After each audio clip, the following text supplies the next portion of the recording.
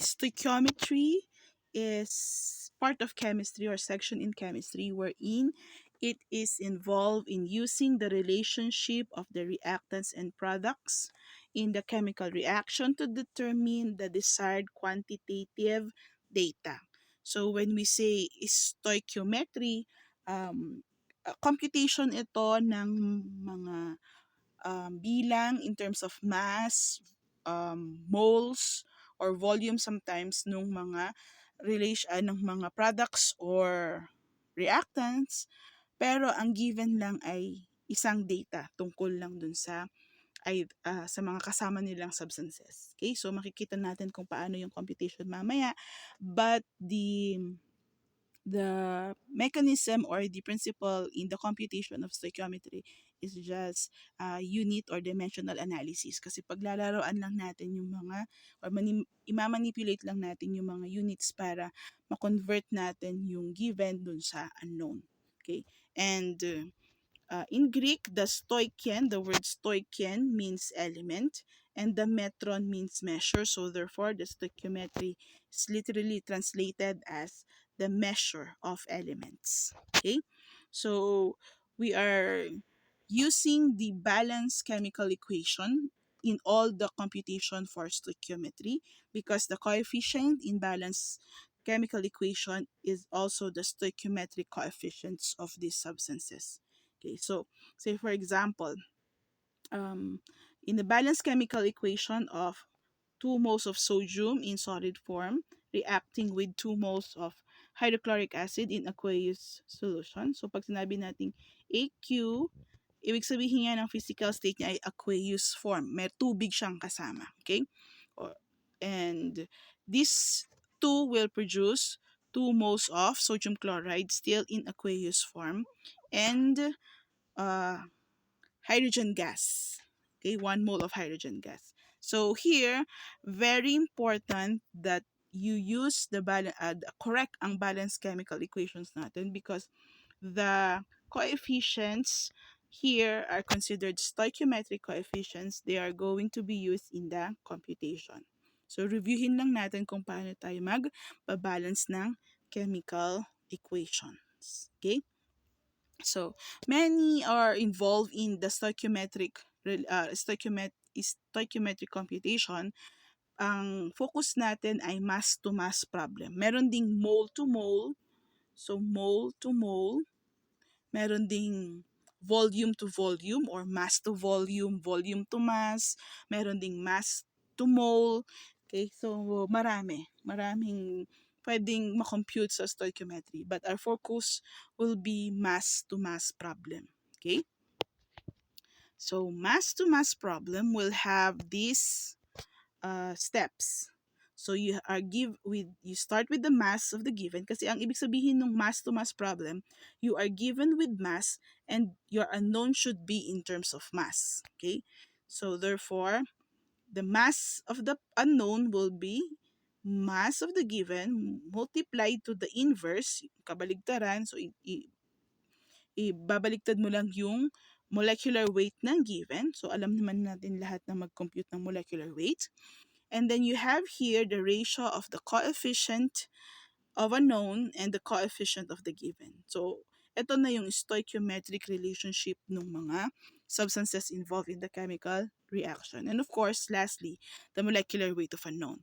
So ulitin natin, the molecular weights could be computed if you are given the correct chemical formula and of course with the use of periodic table. The coefficients of the given and the coefficients of the unknown. This is just the stoichiometric relationship that could be derived in the balanced chemical equation. And of course, mass of the given is given in the problem. Okay, let's have the first example. How many grams of calcium hydroxide are needed to react with 415 grams of phosphoric acid given the equation phosphoric acid plus calcium hydroxide yielding calcium phosphate and water. So this is a neutralization reaction because we have here acid and base producing salt and water. Okay, so you have to balance it. We have hydrogen. Okay, so balancing. Hydrogen ang focus natin. 3 and 2. So what we have to do, pagpalitin lang natin. So here would be 3. Sorry. That would be 2 to make it 6. And that would be 2. Sorry. 3.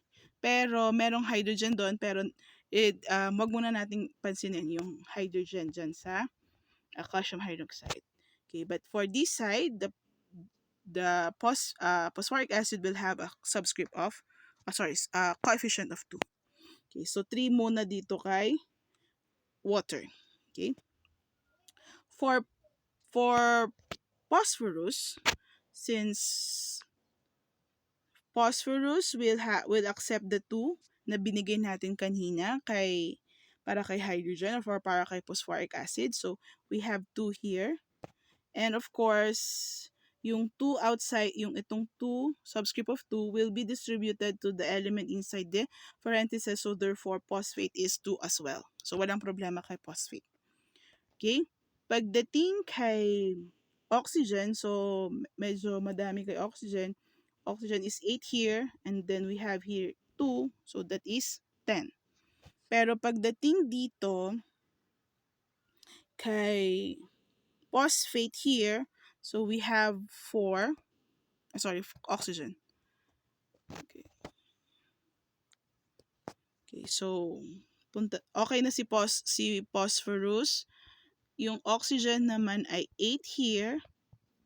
Okay, kasi 2 times 4 is 8. We have here 2 times 4. Kasi nga itong 2 is also for oxygen. So that's 8. Okay? So 8, 8. Pero here, meron siyang 2. Okay? So therefore, anong gagawin natin kay oxygen dito? So pwede tayong magdagdag. Pero may 3 siya dito. So sumobra. Okay? So ang hindi balance ay hydrogen and oxygen. Okay? So mag-move tayo kay calcium. Pagdating kay calcium, okay, calcium here is just 1. Hindi siya kasama dun sa subscript ng 2.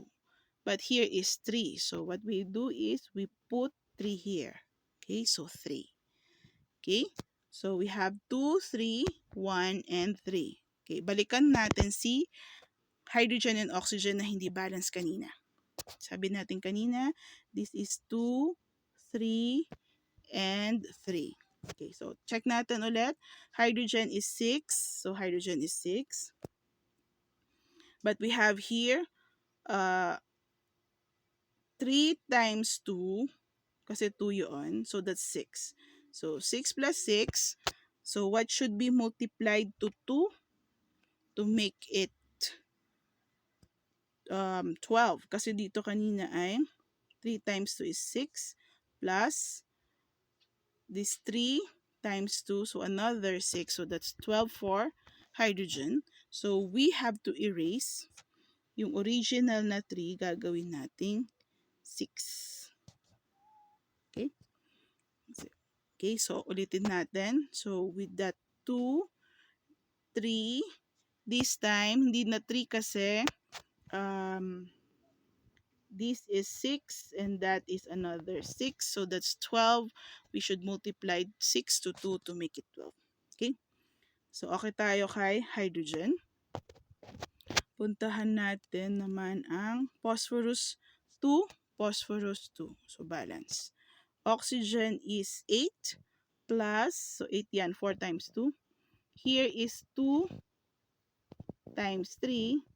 So that's 6. 8 plus 6 is 14. Okay, so pagdating dito sa product side, oxygen is 8 kasi 4 times 2, and then you have 6 times 1 is 6, so still balance. Okay? Pagdating kay calcium, so still 3 pa rin. Okay? So the balanced chemical equation is this one. Kaya nakuha yun. Okay, so take note that the 2 represents 2 moles of phosphoric acid, 3 represents 3 moles of calcium hydroxide, and 1 for calcium phosphate, and 6 for water. But mag-limit lang kayo. Yung computation kasi natin ito. Okay, so mass of the given, ano ba yung given? Ito, 412 grams of phosphoric acid. So ito yan. Ito ang given. Ano ba yung pinapahanap? So how many grams of calcium hydroxide? So ito yung pinapahanap. So hindi na natin pakikialaman yung data tungkol sa calcium phosphate at water kasi ang focus ng ating problem ay si phosphoric acid lang at si calcium hydroxide. Okay?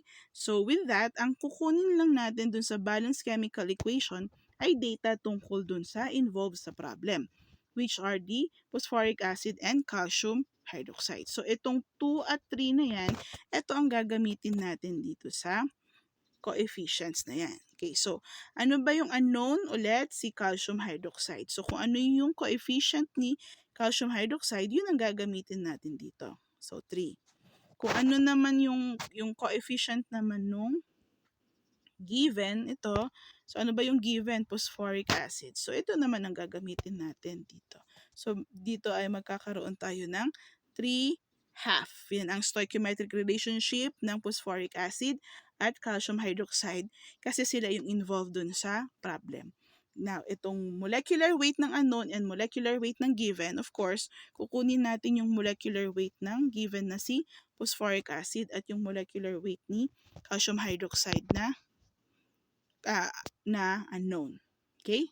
So, hindi na natin kukumputin yung molecular weight ng calcium phosphate at saka ng water kasi hindi naman sila involved dun sa problem. Okay, so just to save time.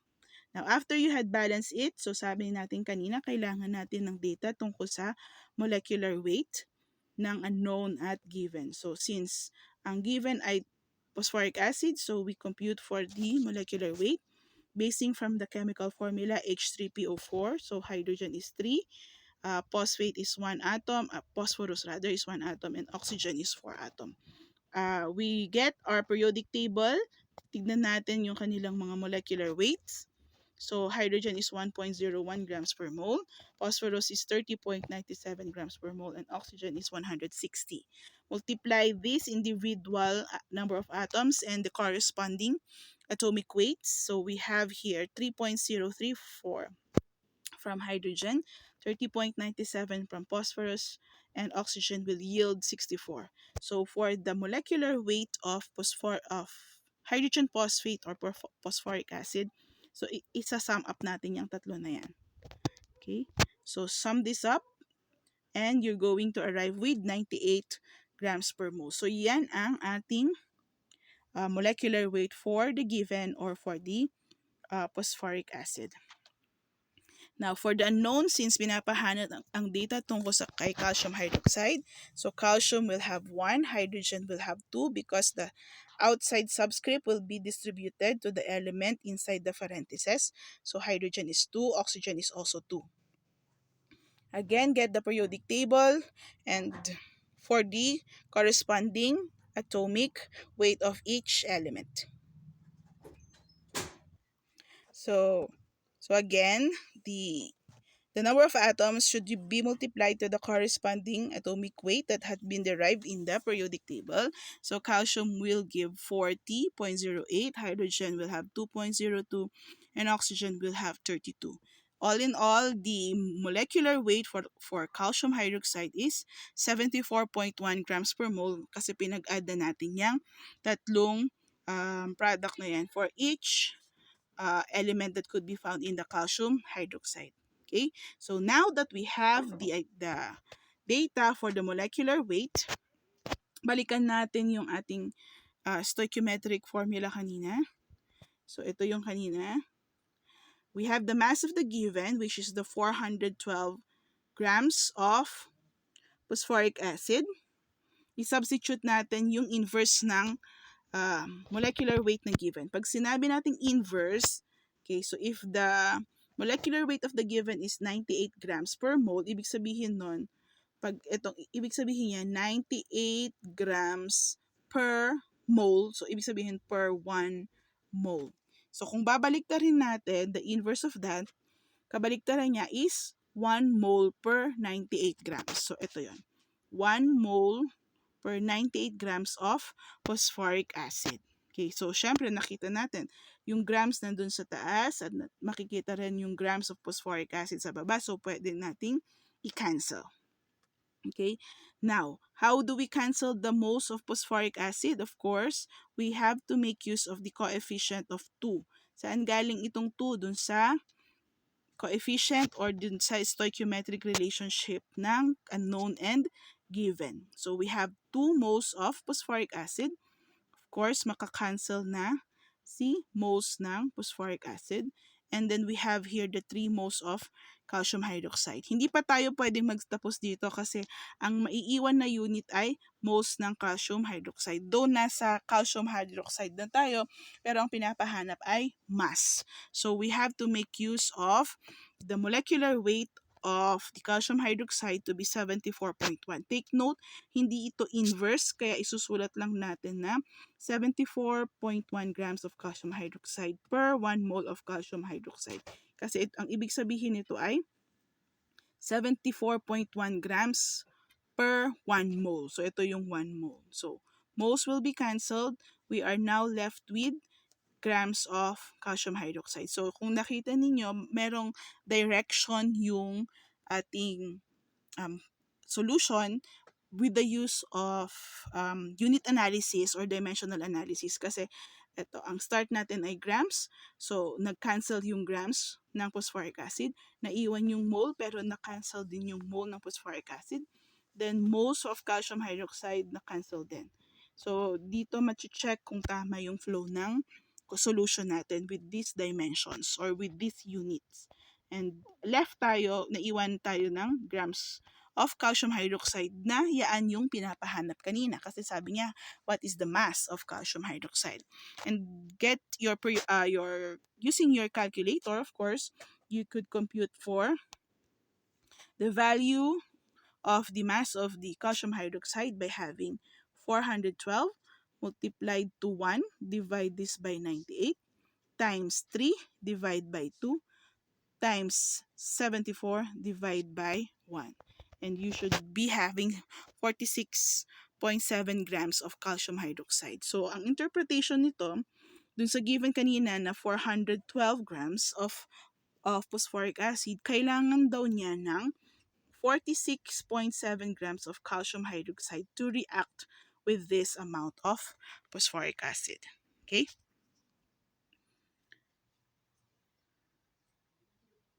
Now, for problem number 2, we are asked for the grams of hydrogen gas that are needed. So, ito, ilan daw ba yung hydrogen gas na kailangan? To produce 105 grams of water. So, the unbalanced chemical equation is H hydrogen plus oxygen yields water. So, balancing the chemical equation here, so we have hydrogen to be 2 and hydrogen in the product side is also 2. So balance sila. However, for oxygen, it's 2 in the reactant but only 1 in product. So we have to put 2 here so that the oxygen will be balanced. But doing so, the hydrogen has been affected and it became 4. So hindi natin i-manipulate ulit yung subscript. Rather, mag-i-insert tayo ng coefficient. So we have to insert 2 before the hydrogen so that all the hydrogen atoms in the reactant and product side are equal. Okay, so ito 2, so let's make it 4. So ito yung 4 din siya. Ito ay 2, so the oxygen is also 2. So that's balance. So stoichiometrically, ang reading natin dito ay 2 moles of hydrogen reacting with 1 mole of oxygen will produce 2 moles of water. Pero ano ba ang involved sa problem? Hydrogen gas at water. So ito ang pinag-uusapan natin. Hindi natin i-compute ang molecular weight ng oxygen kasi hindi naman siya kasama sa pinag-uusapan. So the given is 105 grams of water and the unknown is the mass of hydrogen. Okay, so since we have So we know now the stoichiometric relationship of the given and unknown. Okay, so water, the molecular weight of water is 18 grams kasi nga 2 times 1, 2, and 1 times 16 is 16. So the total is 18. And the hydrogen is 2 times 1 is 2 grams per mole. Okay, so balikan natin yung ating formula. The mass of the given, sorry. Okay, so the mass of the given, sorry for that, is 105 grams. Ito yung galing sa problem. The inverse of the mass of the given, so ito yon. Ang kabaligtaran nito ay 1 mole per 18 grams. So ito yon. Tungkol pa rin kay water, but this time grams will be cancelled. Then the stoichiometric relationship, 2 moles of water, rather 2 moles of hydrogen and 2 moles per 2 moles of water. So the moles of water will be cancelled. Saan ulit ito galing? Ito yung coefficient ng given and unknown. Base ito sa balanced chemical equation. Okay, so we have to multiply this with the molecular weight of the unknown, which is the hydrogen. So that would be 2 grams of hydrogen per 1 mole of hydrogen. So the moles of hydrogen will be cancelled. We are left with the grams of hydrogen. Using your calculator, 105 times 1 divide this by 18 times 2 divide by 2 times 2 divided by 1.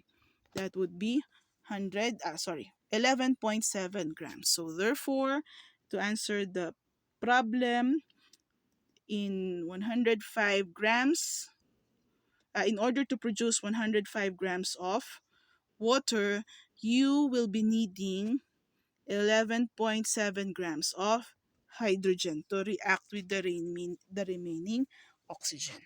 Okay? So nakita pa rin natin that we make use of the units of each substances involved in the chemical equation, and yun ang nag-guide sa atin para sa pag-come up with the mass of the unknown coming from the mass of the given.